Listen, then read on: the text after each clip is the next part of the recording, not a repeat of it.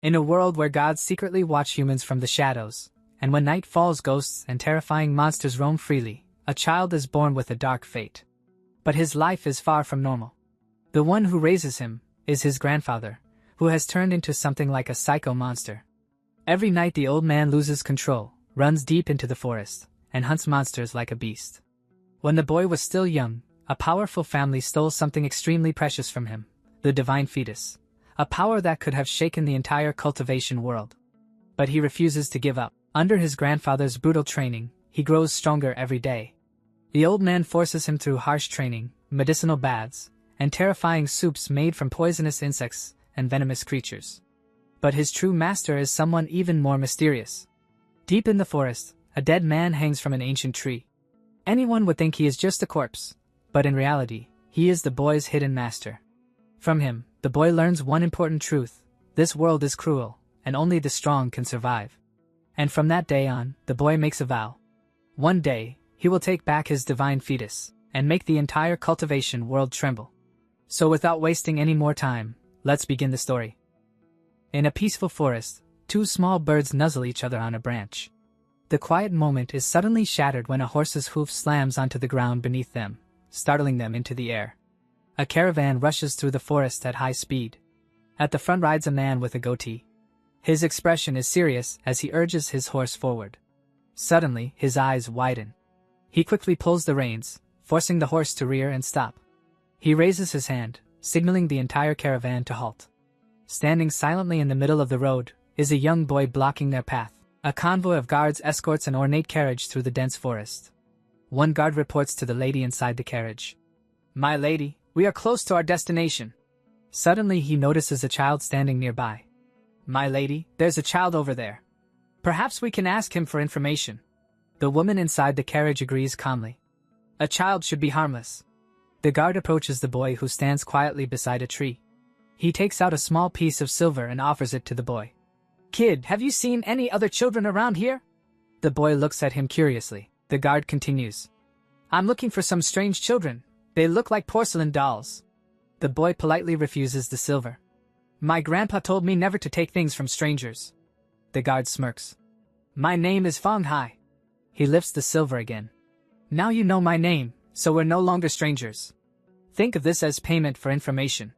The young boy suddenly grins mischievously. He picks up a small shiny object and puts it in his mouth. Then he speaks while chewing. "You're looking for children? They're about this tall, less than a foot, and they move around in groups." The guard's eyes widen in shock. "That's them." He quickly turns to someone behind him. "They're really here." Suddenly, an invisible force crashes violently into the carriage. The roof shatters instantly. From deep within the dark forest, a pair of glowing, menacing eyes appears. The young boy stands frozen in shock. A mysterious blue aura suddenly surrounds him. He looks behind him nervously as a voice from behind tries to reassure him. A woman wearing a purple cloak suddenly appears before the boy. She smiles gently. "Little brother, have you seen some porcelain dolls around here?" The boy, Xiaoshi, looks up at her nervously. Then he smiles brightly. "Big sister, you're really pretty. You're even prettier than someone named Zhu Yutsai." The woman blushes slightly but looks confused. "That's a strange name for a girl." Then she asks again, "Can you take me to those porcelain dolls?" Xiaoshi presses a finger to his lips and smiles slyly. "Sure." He leads her deeper into the forest. The forest gradually turns dark with a deep red hue. The woman stops. Suddenly, a shadowy figure is hanging from a tree branch above her. And behind her appears another woman. Zhu Yutsai. She smiles sinisterly. At that moment, a horrifying skeletal monster with a long tongue suddenly lunges forward. The trap is revealed. The woman in purple looks down at Xiaoshi again.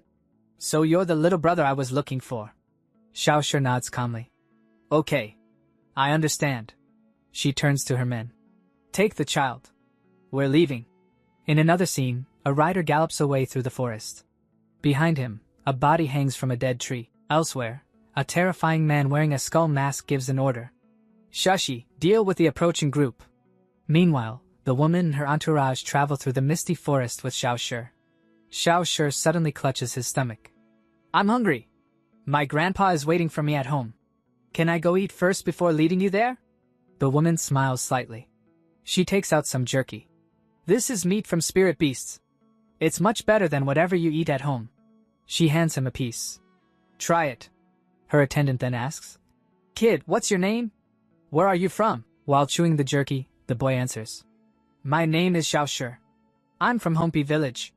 Everyone calls me Little Honest, because I never lie. The woman gently pats his head.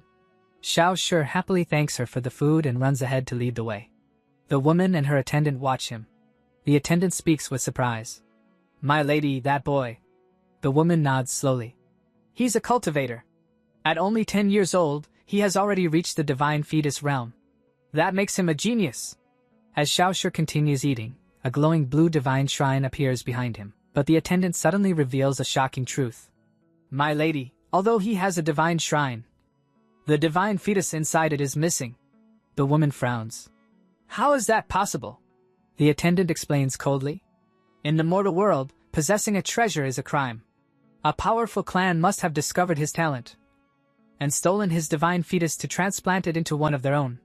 Without the fetus, a cultivator is like a tree without roots.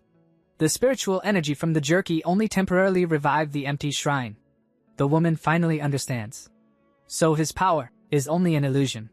The attendant nods. It's already a miracle he survived the operation. They must have opened his skull to take it. As they speak, the blue aura around Xiaoshi slowly fades away. The divine shrine disappears completely. The attendant then recalls something. Recently, the useless son of an official named Li Sheng somehow ranked first in the provincial exams. It's very likely that he now possesses Xiaoshi's stolen divine fetus. Another man speaks calmly. My lady, the powerful Li family is not someone we should provoke. The woman smiles coldly. Still, helping someone like this might be interesting. Then her expression becomes cruel. That child is pitiful. Grant him a quick death. She then gives another order. Eliminate Hompi village completely. We cannot allow anyone to learn that the Jiao family has discovered the true king's tomb. Meanwhile, Xiaoshi walks ahead while chewing on a blade of grass. He sighs and speaks to a ghostly floating figure beside him. Master, what does the saying mean? The inventor of burial figures has no descendants. The ghostly master replies calmly. It means the first person who offended him had his entire bloodline wiped out. Xiaoshi looks up thoughtfully. Then a dark smile slowly spreads across his face. So anyone who offends us must be uprooted completely. He nods respectfully. Master, you truly know everything. The scene shifts to a peaceful misty mountain. A hand splashes into the water, trying to catch a fish. In the shallow river, a group of tiny porcelain childlike figures are happily playing and catching fish. They laugh and splash in the water, completely unaware of the danger around them. Hidden in the nearby forest, the woman in purple and her armed men watch silently. The men draw their swords. The woman smirks. So these are the sentient burial porcelain from the true king's tomb. If we follow them, they will lead us directly to the tomb, unseen by them. Another figure is watching from the bushes. It is Xiaoshi. His face is full of worry.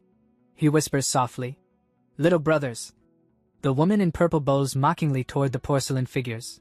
Her smile becomes sinister. Thank you for your help. The porcelain dolls splash happily through the river, celebrating their fresh catch with cheerful squeaks. Hidden in the nearby bushes, Xiaoshi senses a powerful presence approaching. He quickly crouches low in the underbrush, silently watching as the woman in purple and her escort emerge slowly from the thick mist. But his stealth fails him. His foot slips. Xiaoshi suddenly tumbles out of the bushes and crashes directly in front of the porcelain dolls. The three tiny porcelain children freeze in shock. They stare at the intruders in complete silence, overwhelmed by the terrifying pressure radiating from the strangers. The woman's oppressive aura suddenly disappears as she looks down at the clumsy mess Xiaoshi has made. Her expression shifts from intimidation to pure confusion.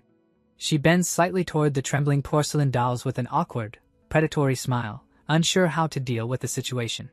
The porcelain dolls' minds go completely blank with terror. One of them begins breathing rapidly, releasing high-pitched squeaks as he stares up at the woman. Suddenly panic overwhelms him. He flails backward wildly and crashes into the river with a massive splash, soaking everything nearby. The woman sighs in frustration. Her fiery aura flares again. She genuinely cannot understand why a simple child would react with such extreme fear to her presence. But then she notices something. The porcelain children are using the chaos to escape. After them! One guard shouts. The armored soldiers immediately draw their swords and rush into the forest to intercept the fleeing figures. They charge through the thick underbrush, their trained eyes scanning every shadow as they rapidly close the distance. One guard spots the small shapes darting through the greenery and surges forward. They're over there! The porcelain dolls scramble desperately through the bushes. Looking back in horror, they realize the soldiers are spreading out tactically, forming a trap to block their escape. A guard shouts orders to the others. Cut off their sense of direction. Surround them! The squad quickly adjusts formation. Meanwhile, the woman in purple smiles sharply and follows them deeper into the forest. The pursuers race through the woods. Their figures blur between the towering ancient trees as they sprint to close the gap. But suddenly, the environment begins to change. The trees seem to stretch endlessly upward, their trunks growing unnaturally tall. The scale of the forest begins to distort. The woman and the guard suddenly skid to a halt. They stand among massive plants and towering grass that swallow their figures completely. The guard curses angrily. How could a mere child disappear like that? Then a disturbing realization hits him. The forest isn't just dense. It has become unnatural. The grass has grown monstrously tall, and the trees loom like giants above them. The woman slowly scans the surroundings. Her sharp eyes narrow. She can feel a strange magical distortion twisting the landscape. Moments ago, a small stream flowed nearby. But now, a massive roaring river crashes violently against the shore before them. The woman's eyes widen in horror. It's not the forest that changed. Her voice trembles slightly. We've shrunk. Suddenly the guard screams. He collapses to the ground, clutching his leg in agony. But instead of blood and torn flesh, his broken limb reveals a hollow white interior. Like shattered porcelain. The guard stares up in disbelief. My body! The woman looks down at her own hands. Her skin now gleams with a cold ceramic sheen. She too is transforming into a living porcelain doll. Panic spreads through the soldiers. One by one, their bodies stiffen and change as the porcelain curse takes hold. The woman finally understands. Her eyes widen in realization. This is a ghost and god domain. Her lieutenant speaks grimly. Inside this domain, divine powers are suppressed. We've become no different from ordinary porcelain figures. He grits his teeth angrily. That brat dragged us into this trap. But the woman quickly regains her composure. There's a flaw in this domain. She points forward. The rules apply to everyone. If we have become porcelain, then so has that brat. Her eyes sharpen with cold determination. Chase him. The soldiers move forward again, now navigating through towering plants that used to be nothing more than grass. Suddenly, their path is blocked by a gigantic structure. It looms above them like an ancient fortress made of debris. The woman pushes through the towering grass with her lieutenant. Her eyes shine with excitement. If this ghost and god domain exists here, then we have definitely found the true king's tomb. Suddenly a familiar voice echoes from the shadows. What took you so long to catch up? The group looks up. Through the dense foliage, they see Xiaoshi standing in the distance. He casually waves at them. The boy smiles brightly. His skin has already begun to shine like polished porcelain. Behind him lies a hidden nest of porcelain dolls. He gestures happily. Over here! The lieutenant whispers urgently. My lady. Xiaoshi has also transformed. If we capture him, he must know how to reverse the curse. The woman nods coldly. Good. Then we'll make him tell us. The group follows Xiaoshi deeper into the forest. Soon they arrive before a row of gigantic blue and white porcelain vessels towering into the sky. But the moment the woman sees them, her expression suddenly freezes. Her confidence shatters. This isn't a tomb. Her voice trembles. This is a massive porcelain kiln. And we have walked straight into the fire. Meanwhile, one soldier reaches a hidden corner. He shouts back to the others. I've found them. Inside the dark space, 3 tiny porcelain dolls huddle together, trembling with fear. They cling tightly to each other as the enemy approaches. The soldier laughs cruelly. Amused by their terror, he summons a gigantic spectral hand. The enormous phantom hand reaches downward to grab the helpless dolls like toys. But suddenly, a devastating force crashes down from above. The ground explodes with a thunderous impact. The spectral hand shatters instantly, and the entire battlefield trembles from the violent collision. Suddenly, a devastating force slams down from above, striking the ground with tremendous power. The earth shatters instantly, intercepting the attack with a deafening crash.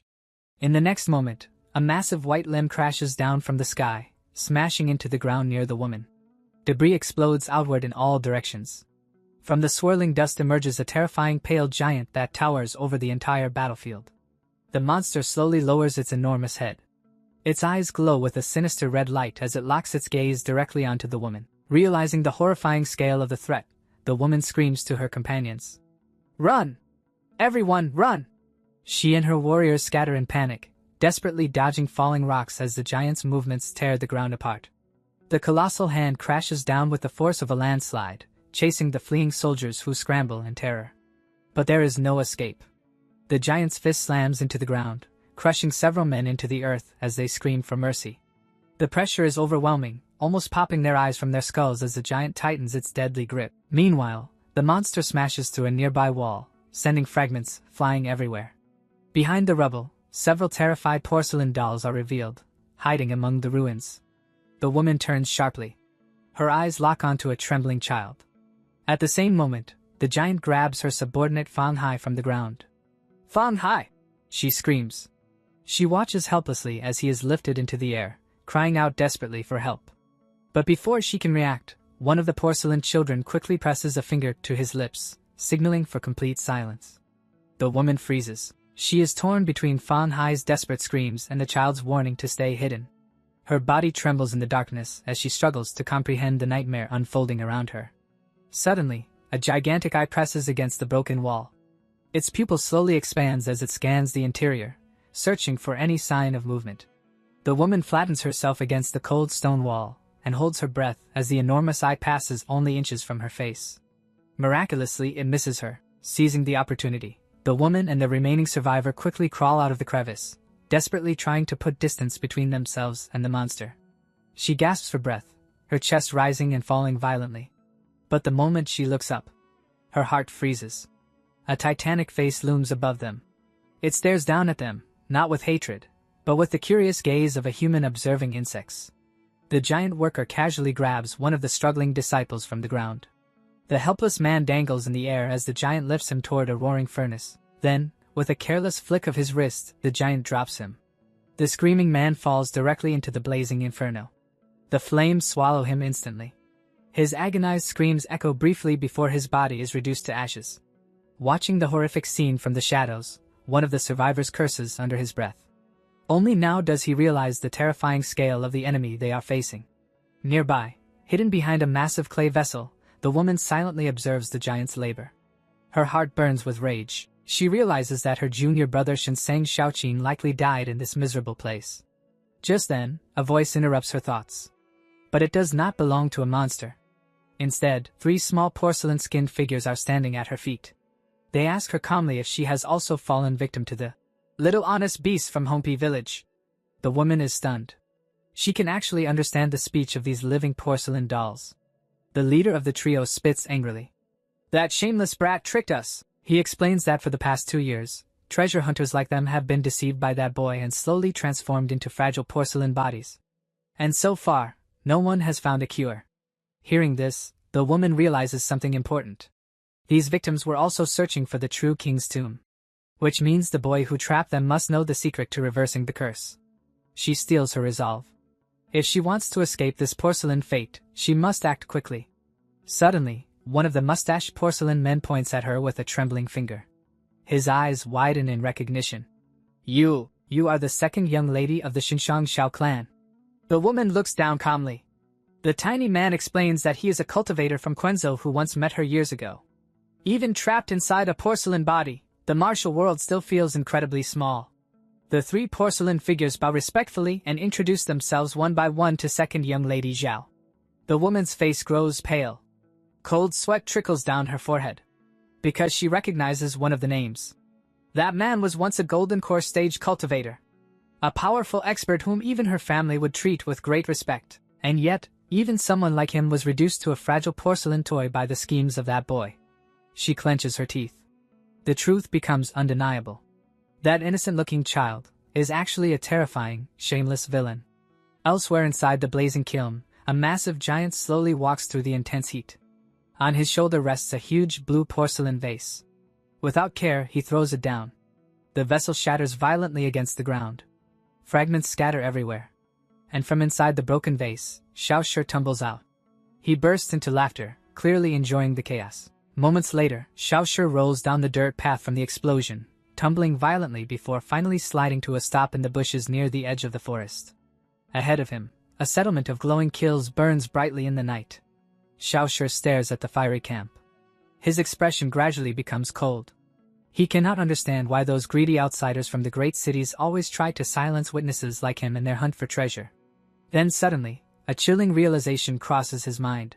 His master's teachings echo in his memory. A dark silhouette appears in his thoughts beneath a blood-red moon. A reminder of how true cultivators must deal with enemies. Xiao Shi's eyes grow colder. Since those enemies have delivered themselves to him, he will bury them all right here. And make sure that not a single one leaves alive. Deep within a misty forest, ancient stone guardians silently watched over a hidden path that led to a secret kiln, a route that outsiders could never hope to find. Xiao Shi rushed up the ancient moss-covered stairs, desperate to reach his destination. But in his haste, he lost his footing and stumbled forward. He crashed onto the stone floor with a loud metallic clang, sparks bursting from the impact. Fear flashed across his face. He quickly inspected his foot, panic rising in his chest. Only after confirming that the surface remained intact did he finally release a sigh of relief. Sitting back for a moment, he wiped the sweat from his forehead. Right now, his body was far too fragile to afford even the smallest mistake. Carefully, Xiao Shi continued along the cliffside path. In his current state, even a single slip would mean instant death. He planted his foot cautiously, testing the uneven stone beneath him. Then suddenly, he broke into a sprint, rushing through the tall grass. If he wanted to survive, he had to take advantage of the overwhelming pressure of the ghost and god domain surrounding the true king's tomb. Channeling the ambient energy of the domain, Xiao Shi steadied his stance against the crushing gravity. Runes ignited along his arm as the power responded to his call. With a sharp motion, he unleashed the energy. Green wisps of the domain began swirling around his fingertips as he seized control of the surrounding force.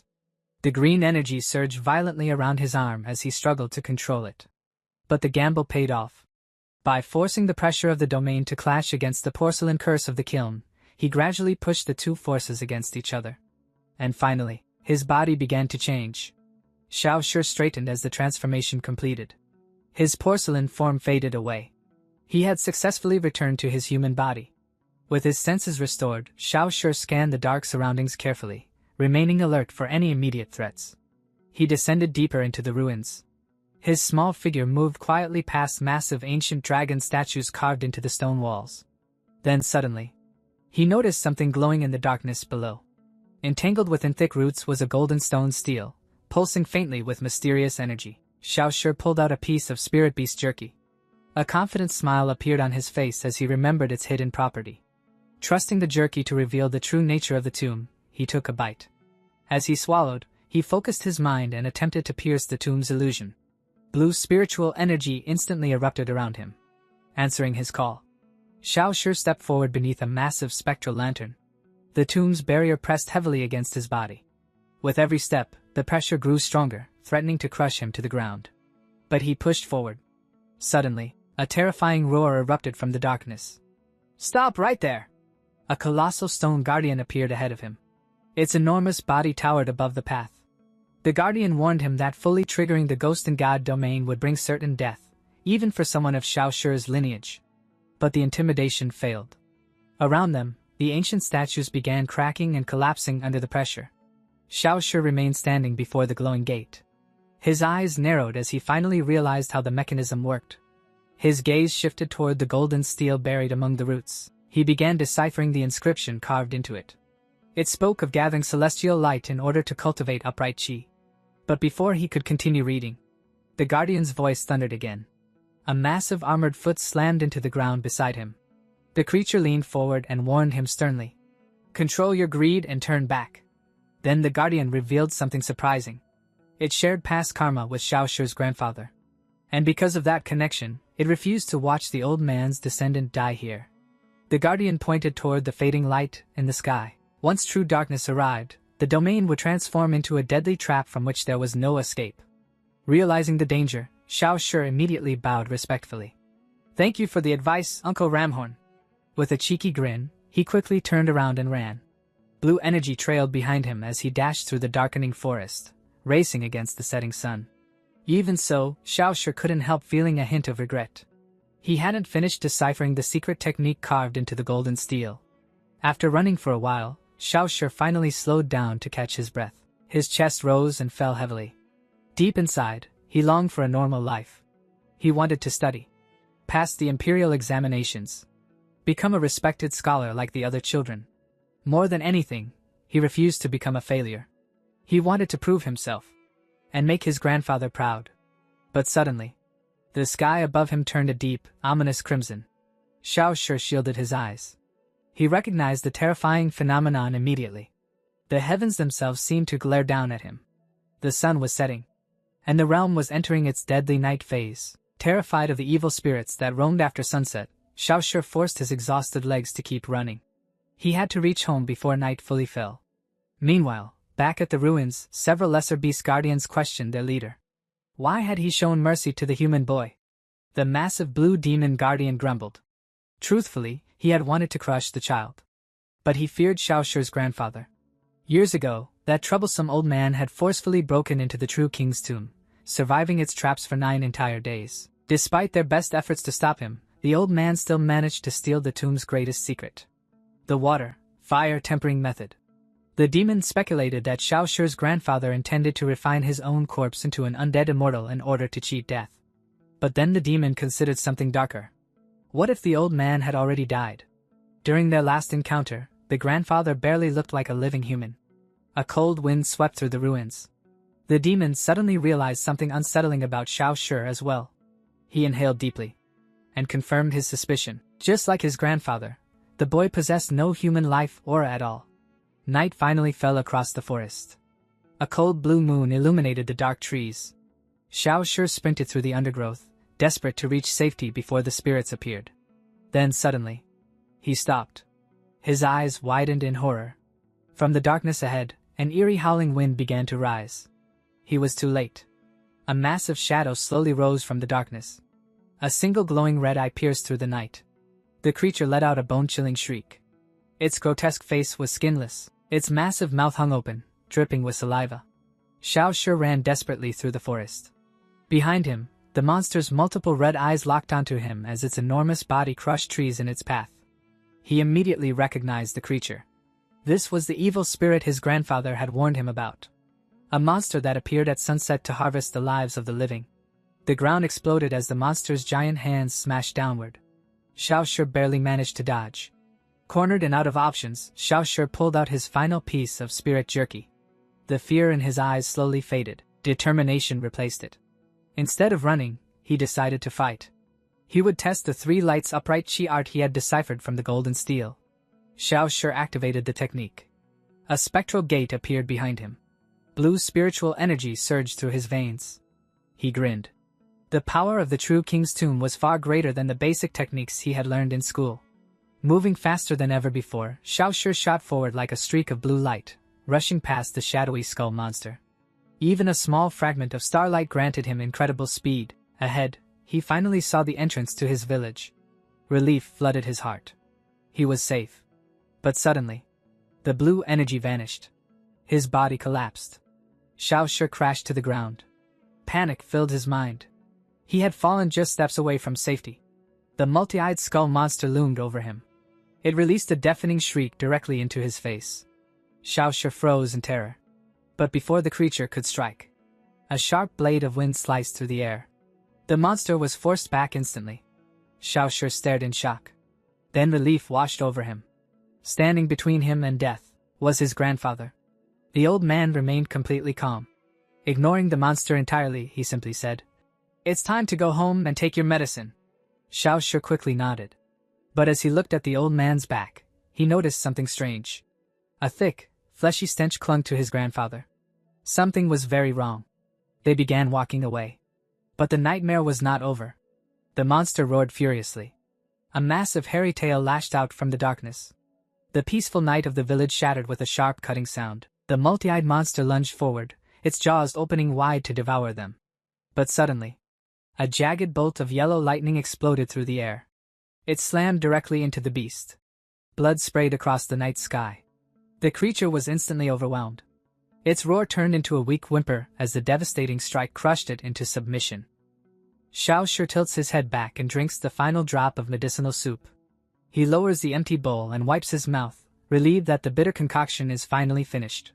Steam rises around his shoulders as he leans back in the hot water, letting out a long, relaxed sigh. But the peace lasts only a moment. The water suddenly begins to bubble violently. Xiao Shi's eyes widen in horror as he realizes he isn't soaking in a bath at all. He is sitting inside a massive iron cauldron. "Stop cooking me!" he shouts frantically. But a black dog nearby completely ignores his pleas. The animal grips a piece of firewood in its jaws and aggressively feeds it into the fire beneath the cauldron.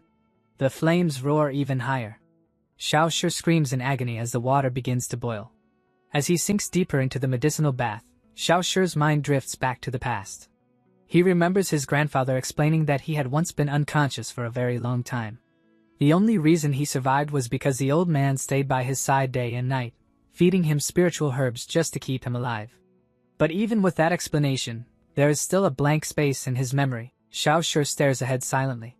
He cannot remember anything from before the age of 9. His hand slowly moves to his chest. There, a massive jagged scar stretches across his body. It is a brutal wound, one that should have killed any ordinary child. Dark rumors begin to connect in his mind. This injury was no accident. Someone had split open his chest.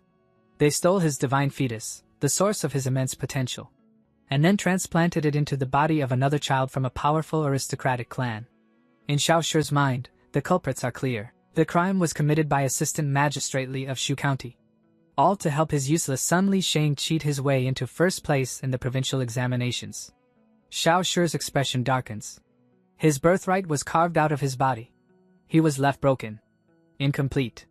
Rage burns in his eyes as he clenches his fists beneath the boiling water. Because of Li Shang's greed, Xiao Shi has spent 2 entire years drinking poison and bathing in venom just to stay alive. Finally, he snaps. "I'm not going to be the only one suffering today!" With a furious shout, Xiao Shi scoops up a huge wave of boiling medicinal soup. He throws it straight out of the cauldron. The scalding liquid splashes directly onto the black dog. The poor animal freezes, completely drenched in the sticky yellow medicine, staring in confusion at the sudden attack. Xiao Shi looks down at his dripping hand, and suddenly realizes something. If his divine fetus was stolen, then that means he was never a useless person to begin with. A confident grin slowly spreads across his face. Even without the divine fetus, he can still cultivate and become a legend by his own strength. But his optimism quickly fades. The wound on the back of his head healed long ago. Yet his grandfather still forces him to soak inside this boiling medicinal cauldron every single day. Below him, the black dog puffs its cheeks and blows air into the coals, making the green flames burn even hotter. Suddenly, Xiao Shi freezes. A heavy presence approaches. The door creaks open. Grandpa steps inside. His figure stands silently in the shadows. Xiao Shi stares at the old man, trying to remember when his grandfather started to feel so unsettling. Under the eerie green light, Grandpa looks less like a living human and more like a walking corpse. Xiao Shi recalls the past. There was once a time when Grandpa felt warm and alive. He used to celebrate breakthroughs in secret cultivation arts while proudly holding Xiao Shi in his arms. But the man standing before him now feels completely different. The warmth is gone. Grandpa's face suddenly twists into a demonic expression. His eyes glow with a terrifying crimson light. He suddenly lets out a sharp roar that echoes through the room. The flames beneath the cauldron surge violently in response. The black dog pauses its work, looking exhausted and annoyed by the old man's strange outburst. Xiao Shi watches silently. Slowly, the terrifying aura fades. Grandpa leaves the room. The door clicks shut. Xiao Shi slumps against the side of the cauldron and exhales deeply. But the relief lasts only seconds. The dark medicinal liquid begins to churn violently again. The heat intensifies around his body. Xiao Shi throws his head back and clenches his teeth. The true torture of the tempering bath has begun. The dark medicine boils furiously. Xiao Shi feels as if his internal organs are being roasted alive. Unable to endure the agony, he thrashes wildly inside the cauldron. A tortured scream pierces the quiet night. Some time later, the door slides open again. Xiao Shi stumbles outside, leaning heavily against the wooden frame. His body trembles with exhaustion. Across the courtyard, He sees a silhouette pacing inside a nearby room. It is Grandpa. The old man mutters to himself while holding a message talisman. Xiao Shi realizes what he is doing. Grandpa is trying to contact Xiao Shi's father, again. Through the thin paper screen, Grandpa's voice drifts out. He begs the man to return and acknowledge his son. But Xiao Shi's expression darkens. He clutches his chest bitterly. He has never once seen his father since losing his memories. Inside the room, Grandpa stands before the ancestral altar. He confesses quietly that his life is nearing its end. Then suddenly, his expression changes. He crushes the message talisman in his hand. His jaw opens unnaturally wide. Like a corpse. He shoves the talisman into his mouth and devours it. Chewing frantically. Like a starving animal. Then he inhales deeply. The burning incense smoke flows straight into his lungs. His eyes glow crimson again. The hunger inside him is still not satisfied. Later that night, Xiao Shi sleeps uneasily. A strange smell drifts into his dreams. His eyes slowly open. A dark shadow looms above his bed. Grandpa stands there. His eyes glowing red. Saliva dripping from his mouth.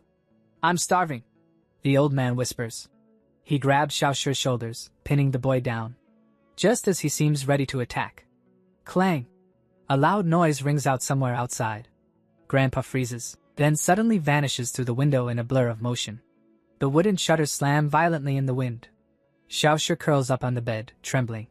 He tells himself Grandpa is only sick. He refuses to believe the old man truly wants to kill him. But suddenly, a violent pounding erupts inside his chest. Blue energy explodes through his body. His veins bulge violently. He collapses onto the bed, clutching his chest in agony. Inside his body, the ghost hand curse awakens. A spectral claw tears through his ribs and crushes his organs. Xiao Shi screams in pain. The suppression from the medicinal bath has failed again. He jolts awake in a cold sweat. "Grandpa!" he calls out weakly. But no one answers. Darkness surrounds him. Spectral claws rise from the abyss and drag his consciousness downward. But suddenly, a realization strikes him. He cannot rely on his grandfather forever. Xiao Shi forces himself up from the ground. If he wants to survive, he must save himself. The ghost hand tightens around his heart. He has only one option left. The three lights upright chi art. Xiao Shi stomps his foot firmly on the ground. His trembling body stabilizes. His hands form a complex seal. Beams of celestial light suddenly pierce the sky. In a world where gods have vanished, Xiao Shi calls upon the power of the stars. Starlight descends from the heavens. It strikes the cursed green mark on his back. Under the purifying light, the ghostly handprint dissolves. The curse disappears. Exhausted, Xiao Shi collapses onto the stone floor. He clutches his chest, breathing heavily. He has no idea why that ghost claw attached itself to his body. He gazes at the silent moon above, left with more questions than answers. Meanwhile, deep within the forest, the grass is soaked in fresh blood. Grandpa crouches over the corpse of a massive monster. He tears raw flesh from the creature with savage delight. Holding a dripping organ in his hand, he grins. With a wet crunch, he bites into it. "Evil spirits taste far better than humans," he mutters calmly. Satisfied, the old man wipes the blood from his beard and adjusts his hair bun. Behind him lies the enormous corpse of the defeated beast. A grotesque monster with rolling eyes and pale blood-streaked skin. Even standing beneath its massive body, Grandpa looks frighteningly small, yet he calmly inspects the creature's giant tentacles, as if this horrifying kill were nothing unusual at all. Mist clings to the silent courtyard as the first light of dawn approaches. Suddenly, a cleaver slams violently into a slab of meat. The sharp sound breaks the stillness of the early morning. Hidden behind the door, Xiao Shi trembles as he watches from the shadows. A disturbing rumor echoes in his mind, one about a strange diet that supposedly excludes human flesh. Carefully, he peeks through the crack in the door. Inside, he sees the hunched silhouette of his grandfather quietly butchering meat in the darkness. For a moment, the atmosphere feels terrifying, but as the morning birds begin to chirp, the ominous aura suddenly disappears. Soon, the streets of Hongpi village burst into life. The villagers gather excitedly for their monthly offering ritual. They carry a golden roasted pig and trays of fresh fruit high above their heads as they march beneath bright banners promising eternal peace. At the center of the gathering stands a massive ancient spirit tree. It towers over the entire village like a guardian. According to the villagers, the tree protects them from the evil spirits that roam the night. One by one, the entire village kneels before it. They bow their heads in worship toward the spirit they call Godmother. Red prayer plaques hang from the thick branches of the tree, swaying gently in the wind. High above the crowd, the Godmother spirit lounges on a thick branch. She swings her bare feet casually while watching the villagers below. A playful smile rests on her lips. But behind that smile lurk darker thoughts. She lazily reaches for a bright red apple. Just as Xiao Shi is about to take a bite, Grandpa suddenly grabs his wrist. "Who gave you that fruit?" Xiao Shi points innocently toward the tree. "The Godmother." Grandpa's grip tightens instantly.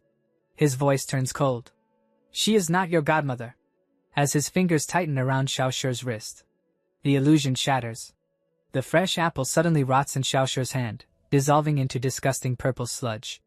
Grandpa crushes the rotten fruit and throws it aside. "If she were truly a godmother," he mutters, "everyone here would be her child." High above, the Godmother spirit freezes. Her playful smile disappears.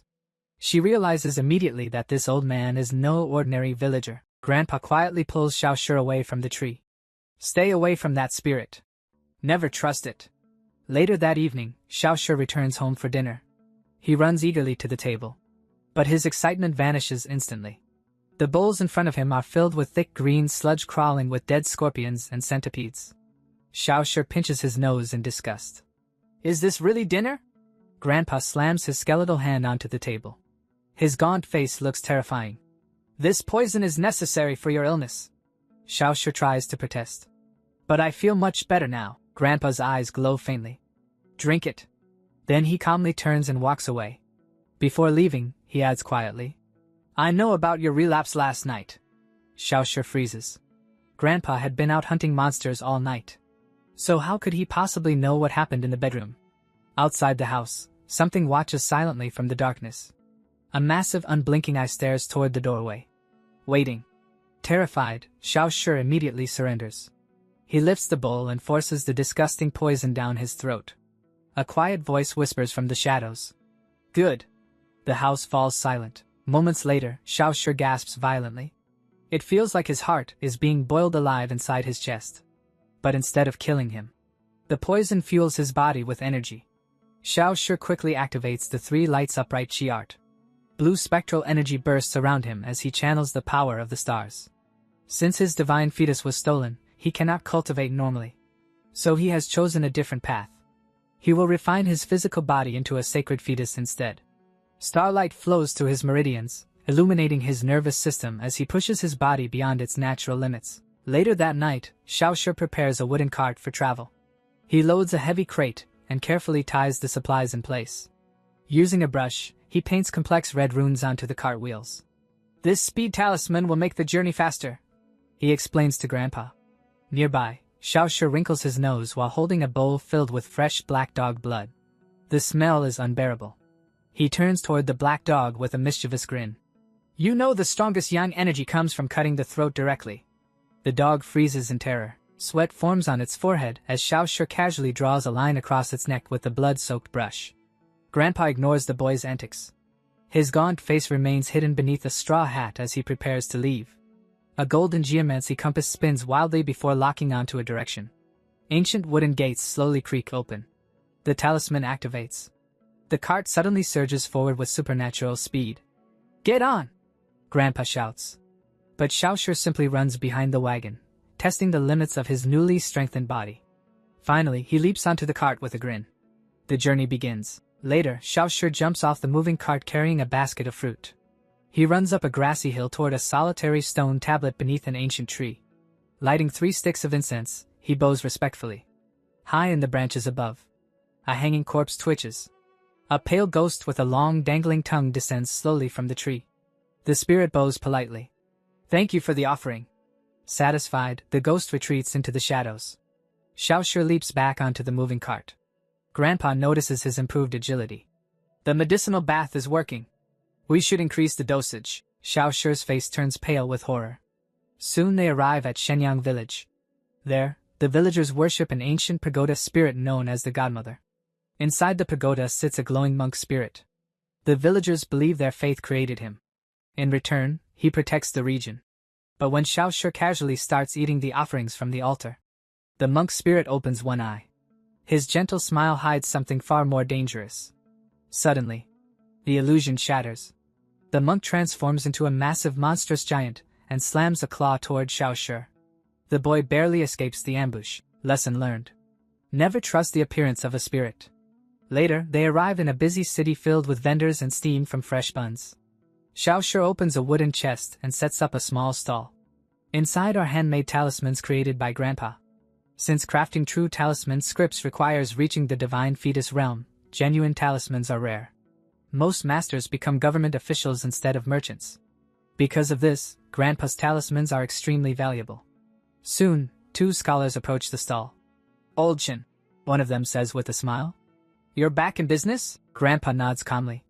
"I have message talismans, peachwood charms, weather scripts, whatever you need." The man laughs. "I thought you finally passed the exams and became a scholar." But suddenly his tone lowers. "I heard something strange. They say Old Chin died." For a moment, the air turns cold. Under the brim of his hat, Grandpa's eye glows crimson. He looks less like a man, and more like a monster. Xiaoshi freezes. Sweat drips down his face. But then the scholars burst into laughter. "Just a rumor." Grandpa laughs with them. The terrifying aura disappears instantly, but Xiaoshi remains silent. Because the joke is far too close to the truth. Flashbacks return to his mind. Grandpa chewing incense candles in the darkness. His skeletal face twisted with hunger. Smoke filling his lungs as he desperately consumes the spiritual energy. Xiaoshi remembers peeking through the door that night and seeing something terrifying. The incense was burning before a spirit tablet, and on that tablet was written a single name. Chinin. Grandpa's name. Xiaoshi stands frozen as the truth slowly settles in. The rumors about Grandpa sleeping in a coffin, the strange rituals, the endless hunger. They weren't rumors at all. They were reality. A woman in purple suddenly leans over Xiaoshi's shoulder, greeting him with a playful smile. She taps his chest familiarly and laughs softly. "It's been a long time since we last met." Behind her, a shy girl dressed in green hides half-heartedly, blushing as the woman in purple teases Su Yan about how much he has grown. The two women soon turn to leave, their robes fluttering gently in the breeze. Su Yan stands there, completely flustered, his mind spinning from the unexpected contact. Back at the talisman stall, an old man wearing a straw hat calmly asks the customers what they wish to buy. Coins clink as payment is offered. The woman in purple requests 2 peach blossom talismans. She deliberately hands the money to Xiaoshi, who looks slightly nervous while completing the transaction. The woman leans in far too close, teasing him about how smooth his skin looks while repeating her order. Xiaoshi's face turns bright red. Embarrassed, he quickly rearranges the wooden talisman blocks in front of him to hide his expression. He wraps the talismans neatly and hands them over, eager to finish the sale. As the women walk away, the lady in purple loudly praises Xiaoshi's handsome face. Her companion warns her that the boy can still hear everything. But the woman simply laughs. Xiaoshi watches them leave, unable to wipe the goofy, love-struck grin from his face. Suddenly he turns toward Grandpa. I need to use the bathroom," he says awkwardly. Grandpa isn't fooled for even a second. "Hand it over." Xiaoshi freezes. He tries to act innocent. "I don't know what you mean." Grandpa calmly sits down on the pavement and extends his hand. He waits silently for the money from the talisman's sale. Xiaoshi sighs in frustration. "I'm not a child anymore. I can handle selling peach blossom talismans." Grandpa shakes his head. "You still need the medicinal bath for another 2 years before your body grows properly." Xiaoshi pouts. But Grandpa adds another heavy truth. "You're still sick." Fed up with the vague explanation, Xiaoshi suddenly shouts. "Then what illness do I actually have?" Grandpa responds with complete silence. Later, their wooden cart travels slowly through vast rocky mountains. Xiaoshi chews quietly on a piece of food. But suddenly he stops. A troubling thought strikes him. He looks at Grandpa sitting silently amid drifting smoke. The old man looks ancient. Fragile. Xiaoshi remembers a villager once asking Grandpa about rumors of his death. He stares at the old man now, silently begging him not to die. To distract himself, he catches a small insect and tosses it into the wind. Grandpa places a heavy hand on the boy's head. He seems to understand the unspoken fear in Xiaoshi's heart. "Death is inevitable," he says calmly. "Don't be foolish." Xiaoshi looks up at him with worried eyes. Grandpa points toward the distant horizon. Ahead lies the ruins of a destroyed village. Broken walls crumble beneath creeping forest vines. This place was wiped out by external evil, Grandpa explains. The moment its protector spirit died. If even guardian spirits can die, humans certainly cannot escape death. Xiao looks hopeful for a moment. Then, will Grandpa become a godmother spirit after he dies? So we can still see each other every day? Grandpa shakes his head. His answer crushes the boy's hope. When I die, the netherworld will drag my soul into the abyss. Suddenly, eerie laughter echoes behind them. Xiao spins around in shock. Blue spectral figures begin appearing from the empty air. Ghostly shapes swirl around the cart, cackling mischievously. Xiao points at them in confusion. If the netherworld drags souls away, then why are these ghosts still here? Grandpa stares ahead as the cart continues moving. These things linger, he says quietly, because my life has been one of disrespect toward both ghosts and gods. Eventually they reach Fangsunan village, where a massive ancient tree grows near the edge of a cliff. Xiao looks up at the towering branches. Strangely, there is no godmother spirit living in this tree. At the base of the trunk stands a small shrine. Xiao lights incense and offers a prayer. High above, hidden among the rafters, a green-haired spirit with wooden antlers lazily eats fruit. Her presence alone protects the village from death. But suddenly chaos erupts in the streets. Villagers scatter in panic. The 6 gates officers are here. Xiao looks around in confusion. An old man whispers the truth. These are the magistrate's dogs, here to collect taxes.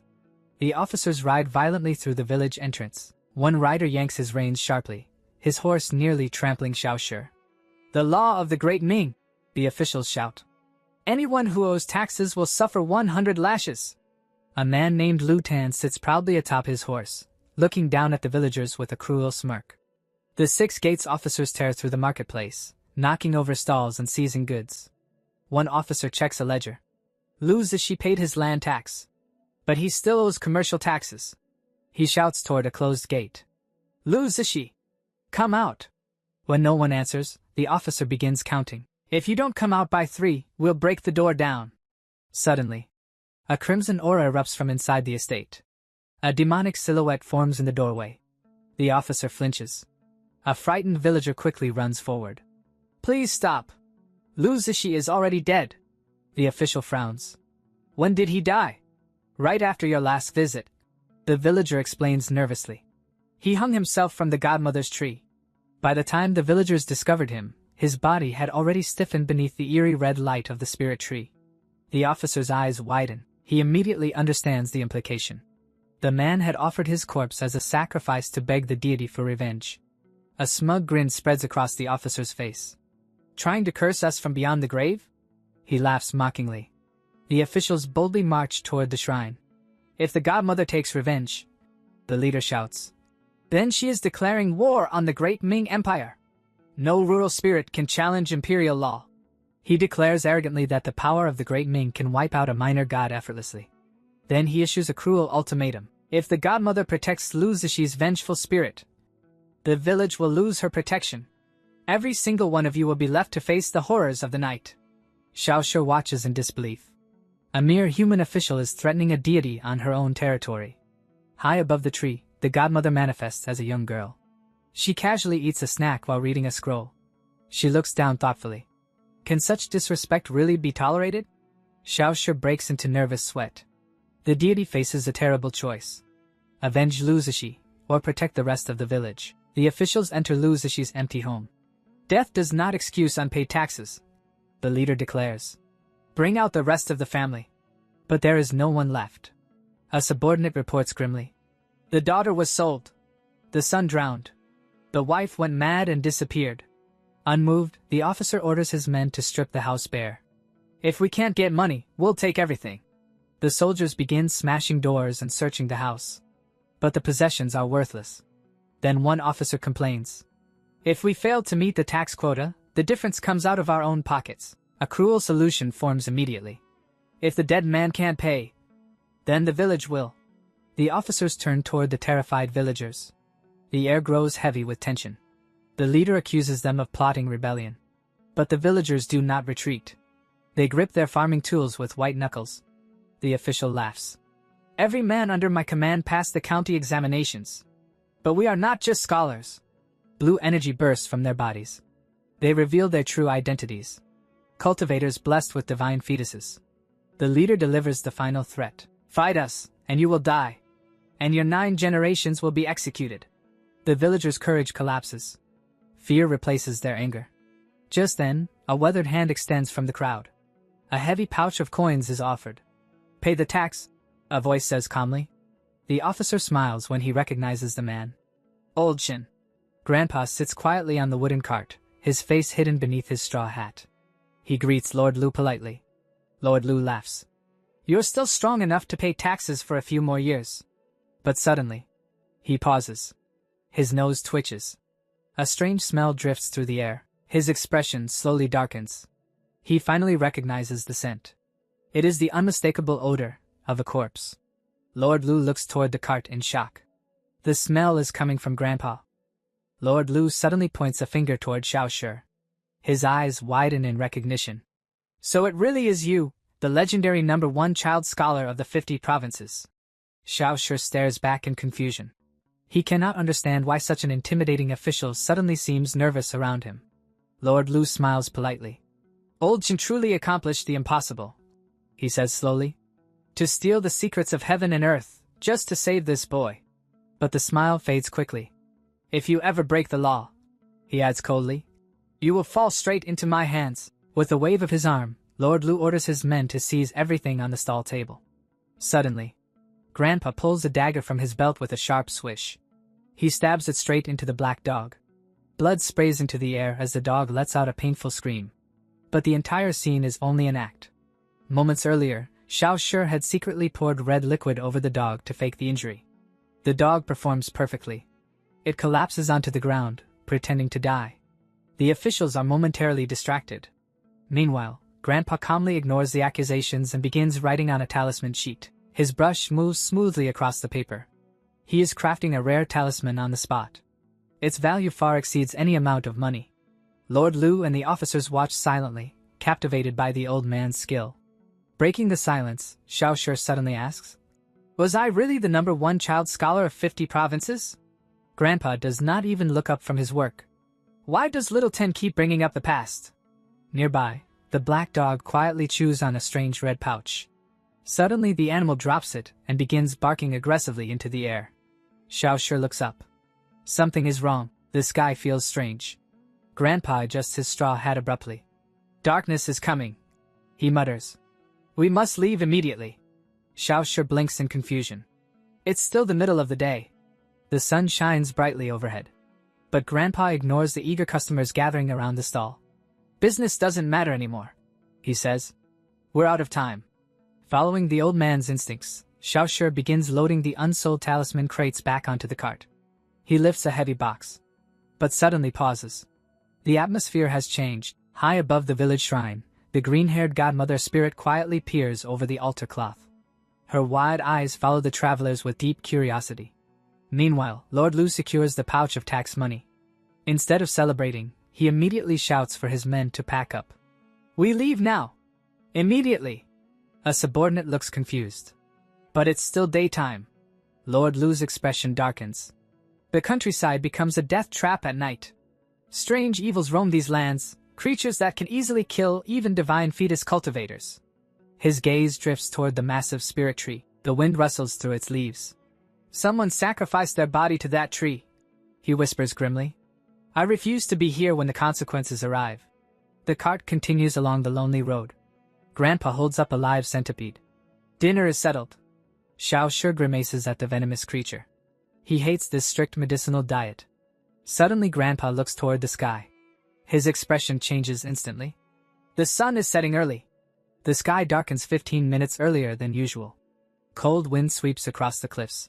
Xiao Shi squints upward. Did Blackpot miscalculate the time? Grandpa glares at the trembling black dog. If you can't track time properly, he growls, your meat will make a fine stew. The old man stares at the sinking sun. They are too far from Hompi village. Night will arrive before they can return. Xiao Shi scans the horizon. Suddenly he spots something. There!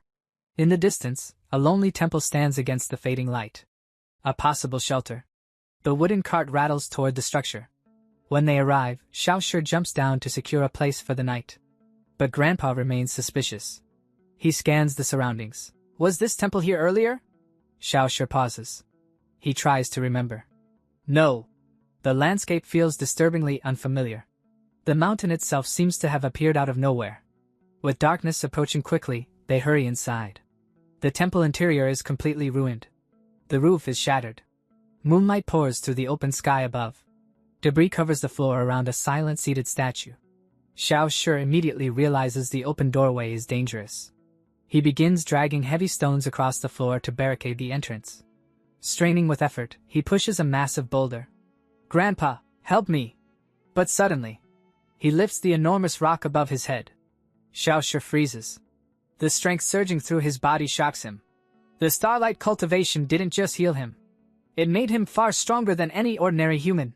With a thunderous crash, he slams the rock into the doorway. The entrance is sealed. Then Xiaoshi looks up. There is still a huge hole in the roof. He jumps to fix it. But his new strength launches him far too high.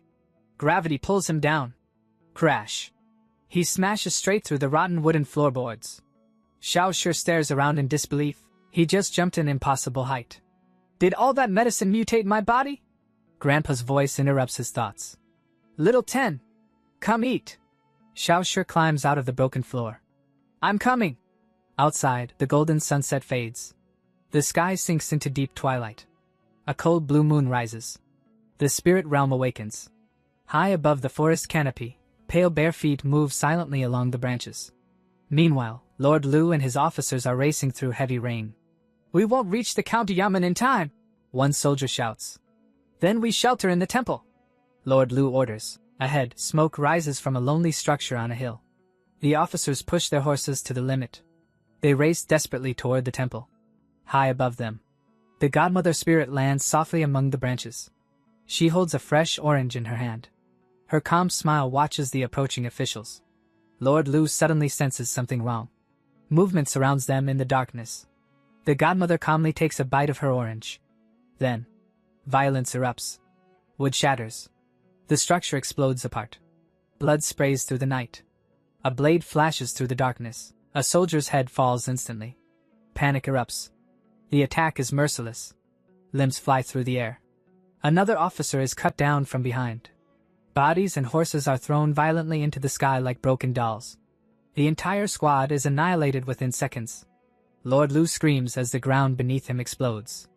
A massive wooden spike erupts from the earth. It pierces through his chest and lifts him high into the stormy night. Blood pours from his mouth. His mind collapses under the terrifying spiritual pressure. Through his fading vision, he sees a small figure descending from the sky, the godmother. She floats down gracefully.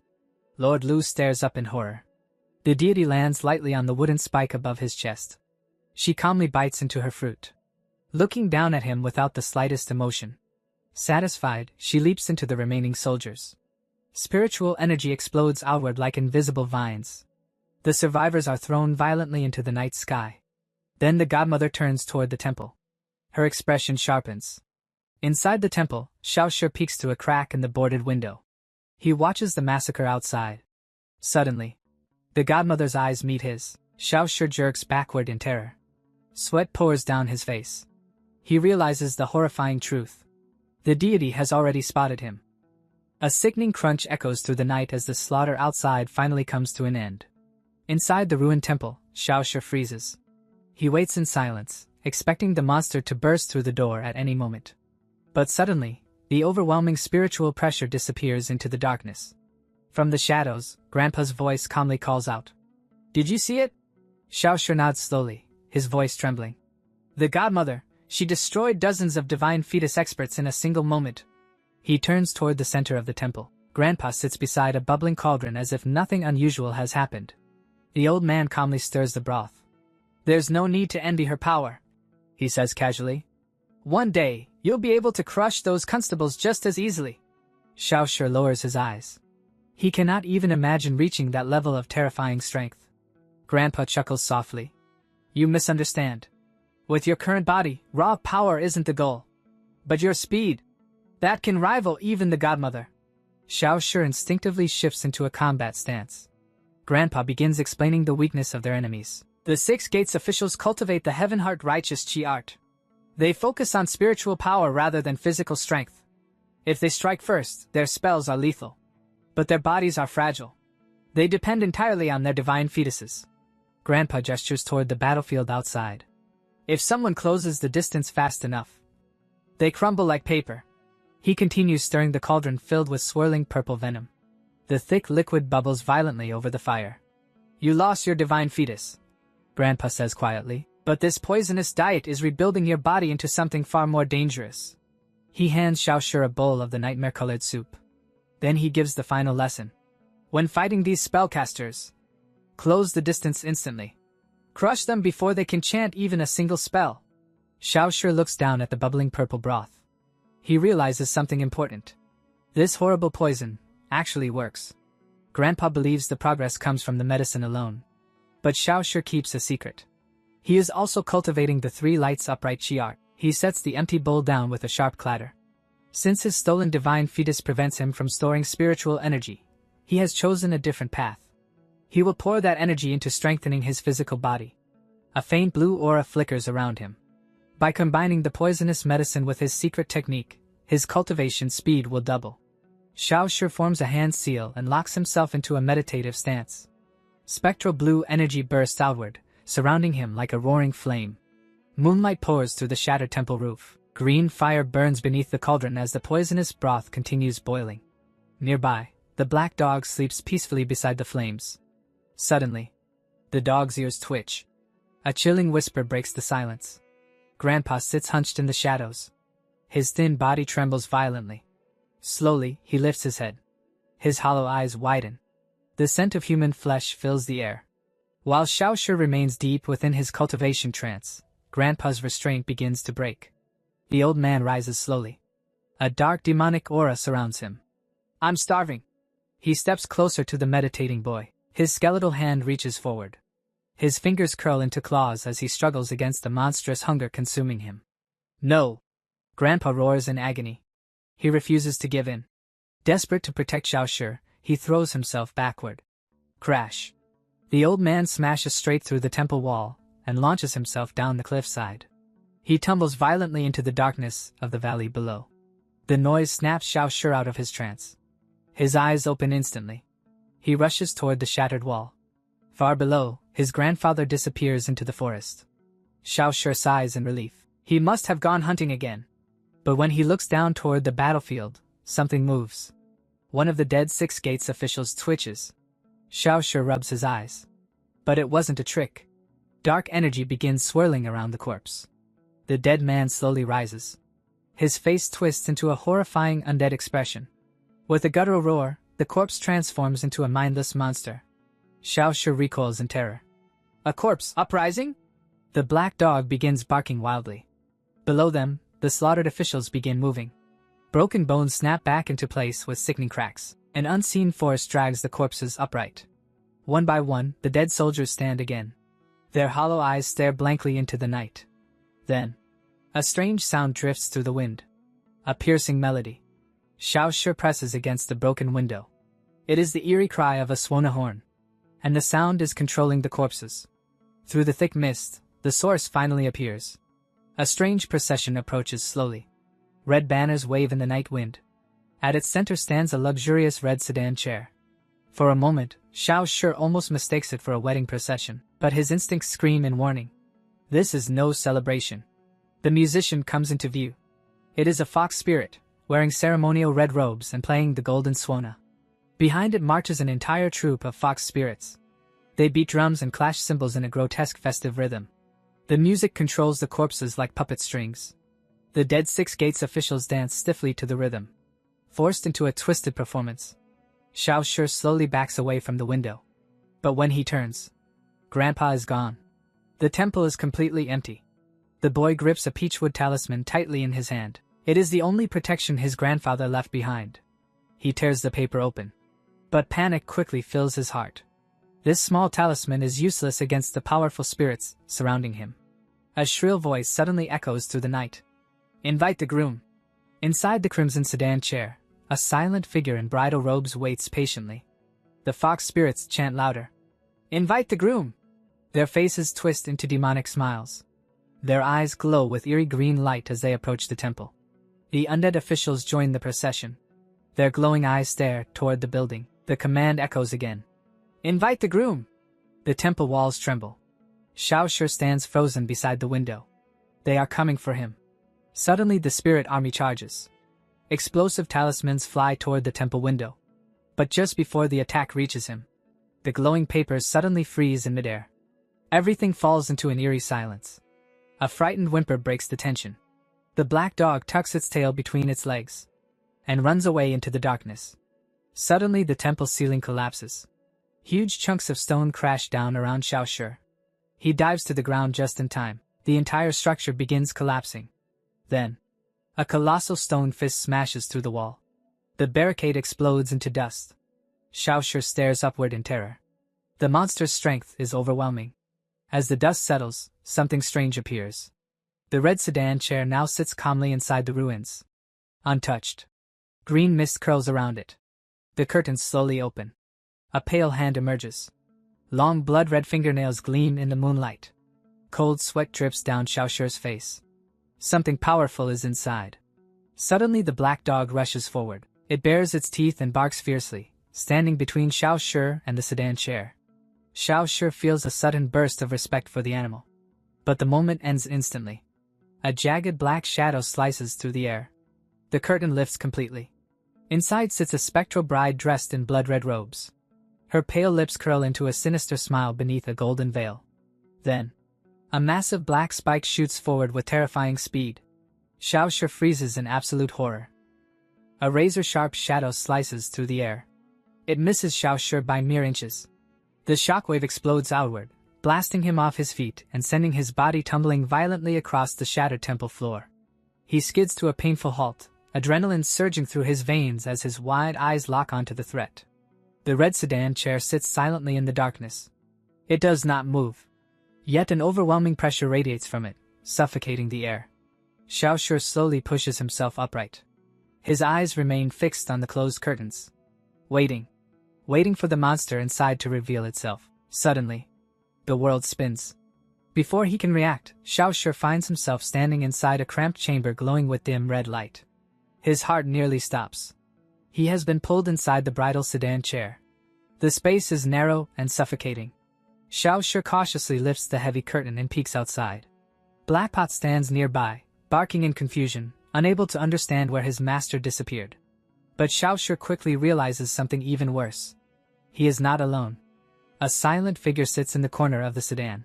The stranger slowly turns. A pale face appears beneath the flaps of a ceremonial hat. Xiao Shi stares in shock. The man is dressed in traditional bridegroom robes. The groom sits helplessly inside the sedan, surrounded by swirling blood-red energy. His eyes are dull and lifeless. Suddenly the entire sedan chair launches into the sky. Green mist swirls violently around it as the carriage tumbles through the air. Below, the fox spirits leap upward and catch the falling sedan. They lift it onto their shoulders and continue marching forward. Golden swanahorns scream into the night. Cymbals crash. Drums thunder. The grotesque procession continues as if celebrating a wedding. One fox spirit stretches its jaw wide to blow a massive horn. Another slams cymbals together with manic energy. Left behind in the ruins, Blackpot looks up in shock. Then realization hits. His master is being taken away. The dog lets out a furious bark and begins sprinting after the flying sedan with desperate speed. Inside the dark sedan chamber, the ghost bride finally moves. She corners Xiao Shi. The boy freezes as her pale clawed hand reaches toward him. With a violent tear, she rips open his robes. Her elegant smile twists into something monstrous. Rows of razor-sharp teeth appear inside her mouth. Then she lunges forward. Her jaws open wide enough to swallow him whole. A terrified scream echoes through the night as the ghostly procession continues racing across the sky. Suddenly, the sedan curtain bursts open. Xiao Shi is thrown out of the carriage. His body crashes violently onto the ground. He tumbles across dirt and debris before finally sliding to a halt. Blackpot rushes toward him immediately, barking in confusion. Xiao Shi slowly sits up stunned. He has no idea why the monster suddenly expelled him. But before he can think further, a piercing scream erupts from the departing sedan chair.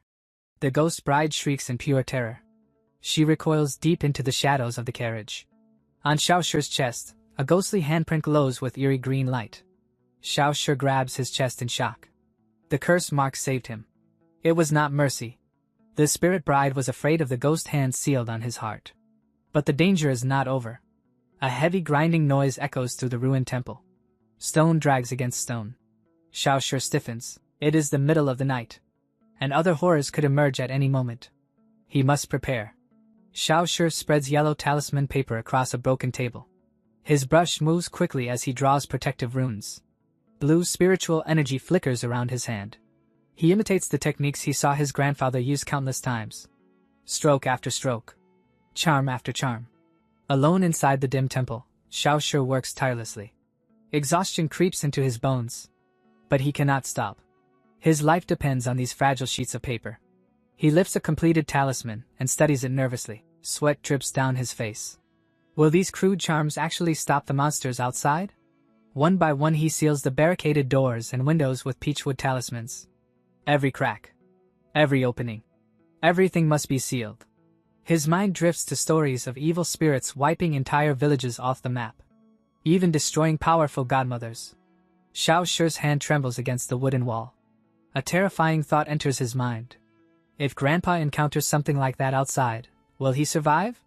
No. Grandpa will be fine, Xiaoshu mutters to himself.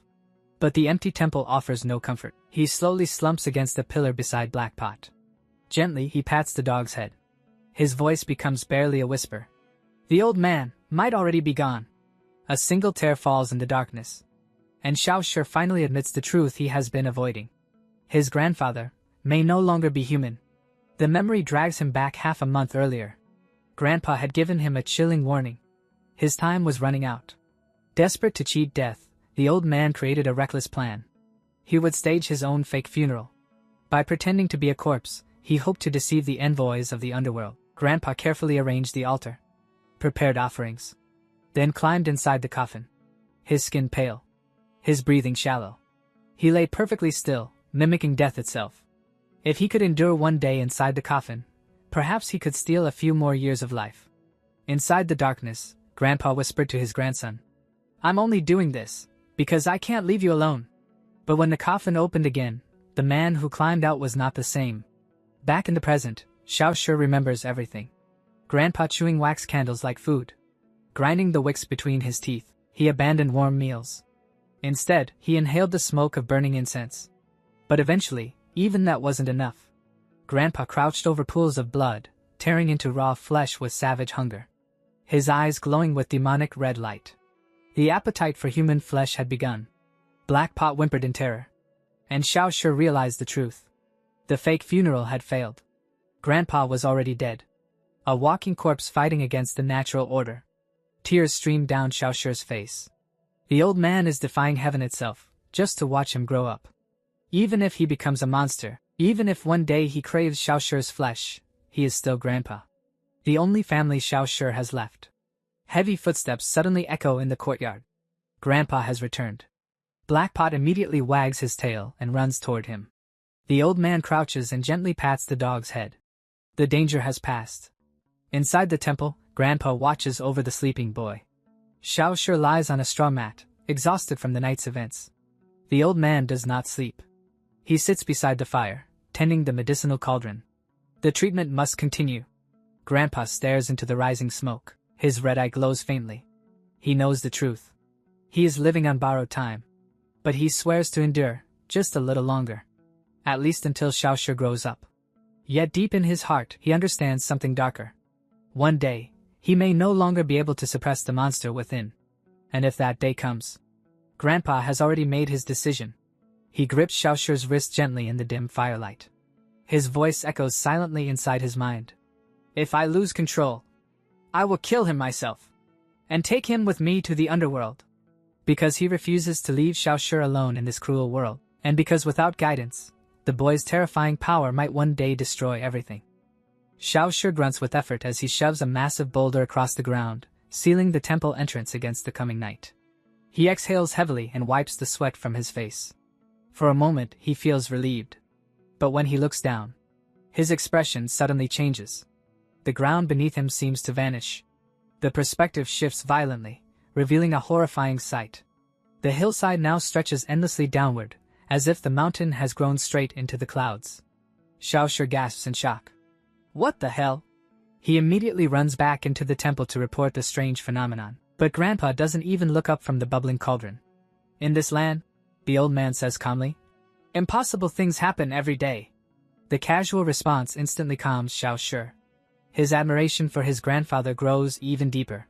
Still curious, Xiaoshi climbs up one of the wooden pillars inside the temple and bombards the old man with questions. Why did the temple suddenly appear? Why did the mountains grow? Why did the sun set early?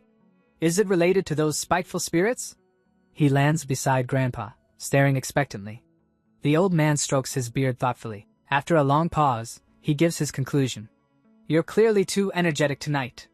So I'll double your medicine dosage. Xiaoshi immediately sprays a mouthful of soup across the room. He coughs violently in horror. What?